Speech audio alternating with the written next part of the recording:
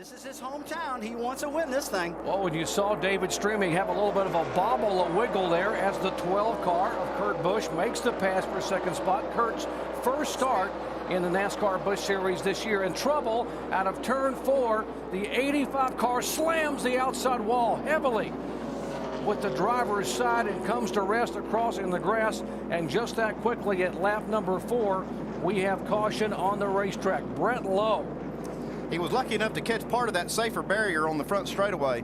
As they come off turn 4, there's no barrier, no safer barrier, and then as you get in the tri-oval, there is, and he was lucky enough to catch that safer barrier. I'll tell you guys, that was a hard left-hand impact. I saw him moving around the car a little bit, the window nuts down. That is a great sign because he hit driver's side first awful hard.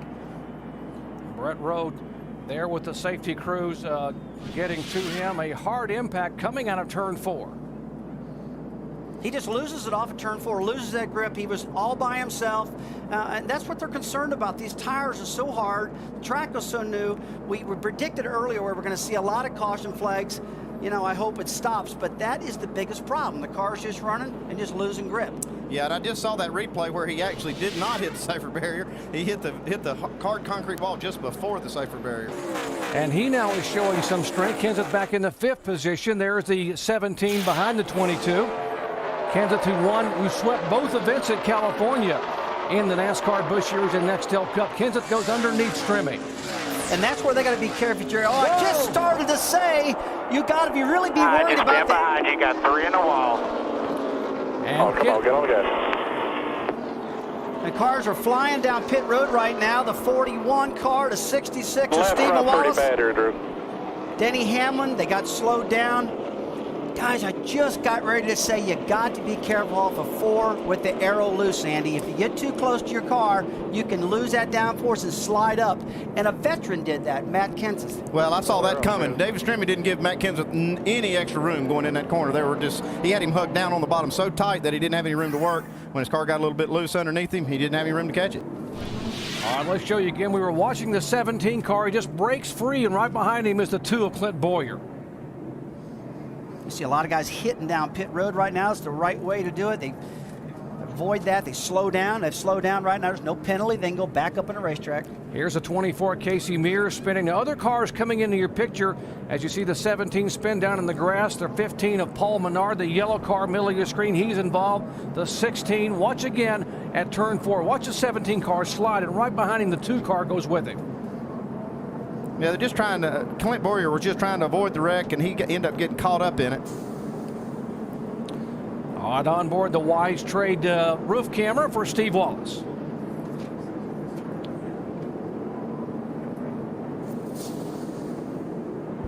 And you can see that Stephen Wallace was trying to be very careful back behind this bunch. That was Cup car in the race on Sunday. He's very happy with that car. In fact, he was 4th quick in practice. Speaking of the struggles for Montoya, let's check in their pits with Mike. Well, Doc, you know what they say, you're only as good as your next race. Well, after the euphoria of Mexico City, that's dissipated. Trouble on the racetrack. Out of turn 4, oh, heavy 1 car sliding across and nowhere for Brent Sherman to go as the 18 car, that is the Joe Gibbs car. How bad over, Terry? Oh, boy, that's an unlucky looks like dog. You got the right rear pretty good. Well, so much what I just said. Hey, he just got the lucky dog. Now he's very unlucky. Well, let's ride along and see what happened to the youngster up in turn 4 as he goes by the 28 car. And suddenly the bobble, and it's up against the wall. Thus bringing out yellow for the 5th time today. We see our draft boost right here. When these cars run nose to tail, these cars affect each other by the air. And we see the downforce of the 77 car being affected by the 5 car. That is caution's out. Caution's out. Hold the brakes right there. Everybody's going above you. Cut a tire. We're listening in to Greg Biffle. Cut a tire. I heard it down the back stretch. That's what I get for trying to move that guy up.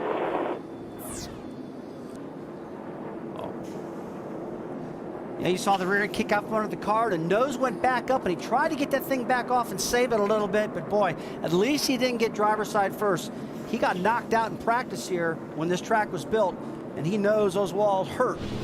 We heard in him Las Vegas. Yeah, we heard him say on the radio that it was his own fault that he moved one of those cars out of the way. Maybe they've had some contact earlier that caused that tire to get cut down. Well, he said he had a right rear go down. I mean, yeah, but he was talking about how he must have got against somebody and cut it down. Let's check in with Mike. We saw a lot of debris coming off the front of Kurt Busch's car. It looked like a windshield tear off right up there on the right-hand side. Let's check in the Kurt Busch pits. Dave? And Jerry, he got the lead on pit road. Oh, and a crash right now. Dave Blaney and Jason Leffler, teammates, Doc. Teammates again. We saw it last week at Mexico City, and now again, teammates this time. Leffler and the 10 car of Blaney, both for Todd Braun Motorsports. Two of the Toyotas have heavy damage, bringing out caution again here on lap 123. Those are two of the strongest Toyota teams we've seen all day long out there running. And boy, they just wiped them both out. Let's take a look, see what happens here. Oh, it just looks like Dave Blaney loses it on top side of the racetrack. Classic case of that arrow loose again, Andy. Yeah, and he just caught his teammate up in that. There was no contact between them until after Dave Blaney spun. Just unfortunate for this team to have both their cars wrapped up in this. And Leffler has nowhere to go. Man, that is bad luck. Look, I'm telling you, a 38 car, Jason Leffler, back there, minding his own business, his own teammate spins, and he's the next guy in line. When you go back to the shop on Monday morning, they're going to look at these cars and go, man, Todd Braun's team's going to go, I can't believe this just happened. All right, let's see if they can hang on here for the final laps as we are just past lap Green flag. 131. 69 laps to go. And the Busch brothers have combined to lead 79 laps today. That's one of the tightest corners getting into turn one, where we can get this dreaded arrow loose going on when these cars are packed side by side. And it's also three wide racing off turn two. Here's Paul Menard crashing off of turn two.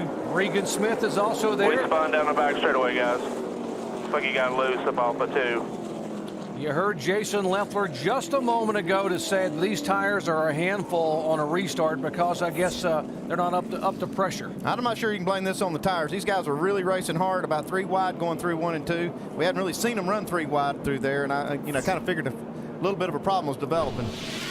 Let's see again the restart here. Watch to the right side of your screen here, the 4 car and the 15 of Menard. You see Menard just flat loses it coming off of turn 2, and it's just a classic case we talked earlier in our presentation, Andy, about arrow loose. Paul Menard just lost that car, and that's just an indication of how hard these tires are again. These drivers are doing a fabulous job holding on to these cars with what they got to work with. Let's see what David Gilliland saw from the onboard camera.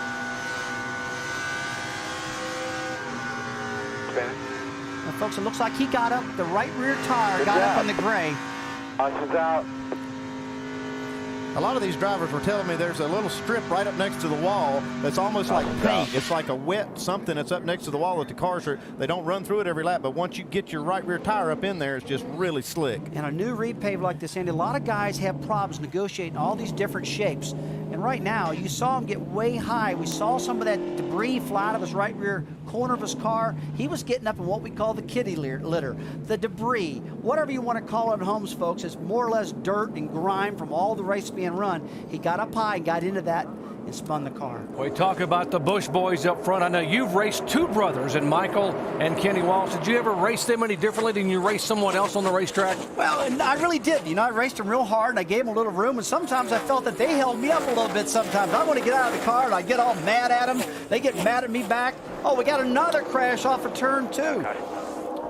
The 1 car in the wall, J.J. Yeley. And that will... 20 got me loose in. I was junk. Here again in the corner, right side of your screen, way up across the racetrack. You know, he said somebody got him loose on his radio, but it just didn't look like that. It looks like JJ got so high in the racetrack that he just spun. We'd have to go back in this replay again.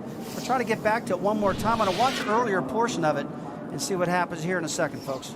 Looks like that black ice, must have hit that black ice that Greg Biffle was talking about. These cars are so unpredictable on this new surface and this new tire. Let's watch the replay now. Going further back, see if we can see. He said the 20 car. Now, there's 20 cars on top of your screen. That's Denny Hamlin. He's right behind him. Okay, they're coming past the start-finish line right now. And Denny's on the inside of him. Let's stay looking. Denny's down low. Let's keep on following this thing right now. Let's read it. Okay, it's way high. he's away from Denny. I don't see Denny close to him at the moment, Andy. Up in the gray. Now look, it's really easy to armchair quarterback from up in the booth and say, hey, the 20 car didn't have any effect on the 1 car of J.J. Yeley. But sometimes, folks, these problems start earlier back into the corner, which causes them to have to go high. Dave? Smacked the inside wall with the left rear, Doug. Smacked it pretty good with the left rear. Heavy impact back at Las Vegas Motor Speedway. Regan Smith in the 4 car sliding sideways down the front stretch. Almost saved the car, and it bounces off the inside concrete, and he gets it refired and heads away. Let's take a look as he gets down alongside Mike Wallace. They're all for running awful close into Mike, gets himself sideways. Now here's the scary part, guys. On the apron, into the grass. Oh, he missed the grass. And back, driver's side wall. We were looking out the window, guys, watching them go driver's side at that wall. Very concerned that was going to be a hard side driver impact. Got very lucky right there. You see him and Mike get together. It causes them to get sideways. Just takes a little bit, Andy. These tires are real hard. No grip out there, guys. Yeah, just no give and take with these guys. We have one guy that was on the lead lap, one lap down, and looked like a little impatience. All right, now caution for the 10th time. Now, you got to wonder as you see Regan coming down pit road, strategy-wise, we have 45 laps to go to the checkered flag. How many of these guys will consider rolling the dice and coming in and gambling on making possibly this final fuel stop? The 29 car of Jeff Burton has made the pass for the lead. Kyle Busch, Kurt Busch, a couple of brothers who grew up in Las Vegas in 2nd and 3rd. Tony Stewart pedaling his way toward the front. Whoa, trouble, and it is Casey King. Wreck in 2, caution is out, caution's out. And other cars sliding up across the racetrack are involved. Casey King, the 41 of Reed Sorensen, is involved. Oh, that's a hard impact on the front of Reed Sorensen's car. That's a heavy impact on the very front, head on. Caution coming out for the 12th time, and that's last year's winner here, Casey Kane. He's also the pole sitter for the Sunday afternoon NASCAR Nextel Cup Series event. We have 26 drivers in this race today who will also attempt to run the Nextel Cup event on Sunday. Now, you talk about risk reward. He just loses. This is a classic case of just spinning out again. Here's a driver who's got a lot of talent, one of the best drivers in all of NASCAR, and it just proves that they can lose the car also. It's just not the rookies. And if you see all this carnage coming by, Andy, what's your take on this risk reward? I'm not going to give up on you, man. I want to know what you're thinking as a past car owner. Well, I talked to Casey Kane in the garage. He said he just can't he can't tell where the edge is. And if I'm Ray Evernham, you know, I just got to think, man, I don't want to get my driver hurt out here in a Busch race. But it looks like he'll be okay. But the heavy impact was on Reed Sorensen behind him. Man, what a wreck. Yeah, there's the 41 of Sorensen coming across, and a couple of cars doing a nice job just to avoid hitting Sorensen in the passenger side door. Here's Mike Wallace's view. Clear.